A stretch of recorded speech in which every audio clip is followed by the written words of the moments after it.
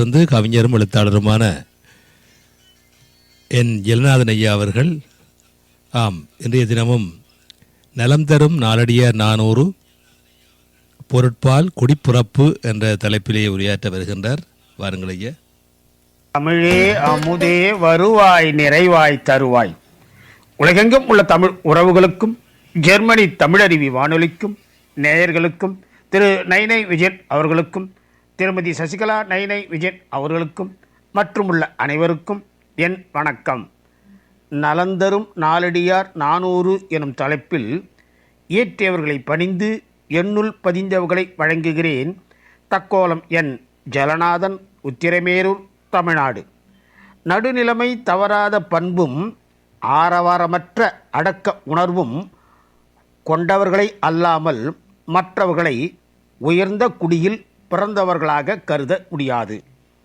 நாளடியார் பொருட்பால் அதிகாரம் 15 குடிப்பிறப்பு பாடல் 141 முதல் 145 வரை உள்ள பாடல்களையும் பொருள்களையும் சிந்திப்போம்.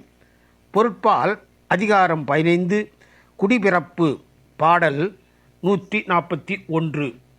உடுக்கை உளறி உடம்பழிந்த கண்ணும் குடிப்பிறப்பாளர் தங் கொள்கையிற் கொன்றார். இடுக்கண் தலைவந்த கண்ணும் அரிமா கொடிப்புல் கரிக்குமோ மற்று. பசி துன்பம் மிகுதியாக வந்தபோதும் சிங்கம் அருகம்புல்லை தின்னுமோ தின்னாது. அதுபோல உடை கிழிந்து உடல் மெலிந்து வறுமையுற்ற போதும் உயர்ந்த குடியிலே பிறந்தவர்கள் தமக்குரிய ஒழுக்கங்களில் சிறிதும் குறைய மாட்டார்கள். பாடல் 142. சான்றாண்மை சாயல் ஒழுக்கம் இவை மூன்றும் வான் தோய் குடைப்பிருந்தார்க்கு அல்லது வான் தோயும் மை தவழ் வெற்ப படா பெருஞ்செல்வம் எய்திய கண்ணும் பிறர்க்கு.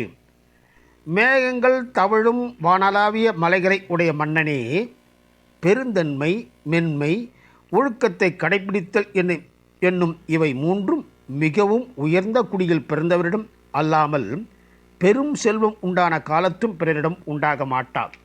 பாடல் 143. இருக்கை எழலும் எதிர் செலவும் ஏனை விடுப்பு ஒழிதலோடு என்ன குடிப்பிறந்தார் குன்றா ஒழுக்கமாக கொண்டார் கயவரோடு ஒன்றா உணரற்பாற்றன்று. பெரியோர் வரக்கண்டால் தன் இருக்கையிலிருந்து எழுதலும் சற்று எது சென்று மகிழ்வுடன் வரவேற்றலும் மற்ற உபசாரங்களை செய்தலும் அவர் பிரியும் போது சற்று பின் செல்லுதலும் அவர் விடைதரத் திரும்பி வருதலும் ஆகிய நற்குணங்களை உயர்குடி பிறந்தார் தமது அழியாத ஒழுக்கங்களாக கொண்டுள்ளனர்.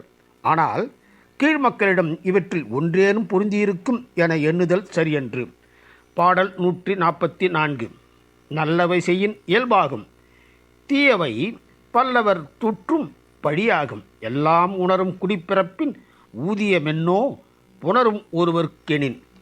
உயர்குடி பிறந்தார் நல்ல செயல்களை செய்தால் அஃது அவருக்கு இயல்பு என்று கருதப்படும். தீய செயல்களை செய்தால் பழிக்கத்தக்கதாக முடியும். ஆதலால் ஒருவருக்கு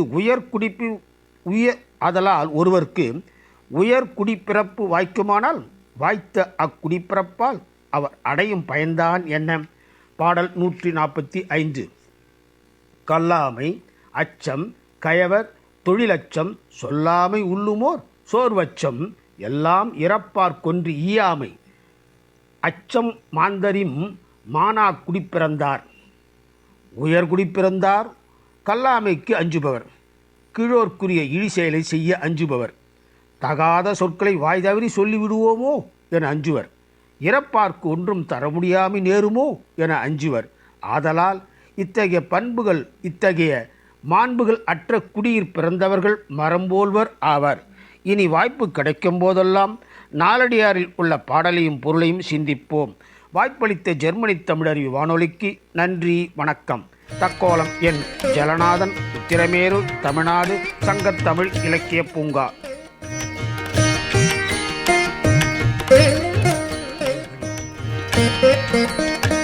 நேயர்கள் இதுவரை கேட்டது நலம் தரும் நாளடியார் 400 பொருட்பால் குடிப்புறப்பு என்ற தலைப்பிலே உரையாற்றியவர் கவிஞரும் எழுத்தாளரும் பட்டிமன்ற பேச்சாளருமான என் ஜெகநாதன் ஐயா அவர்கள் தக்கோலத்திலிருந்து. நன்றிகள் ஐயா. மீண்டும் மீண்டும் இணைந்து சிறப்பியுங்கள். நன்றி, வணக்கம். நேயர்கள் கேட்டுக்கொண்டிருப்பது காலை கதம்பம். இது தமிழருவி வானொலி, ஜெர்மனி.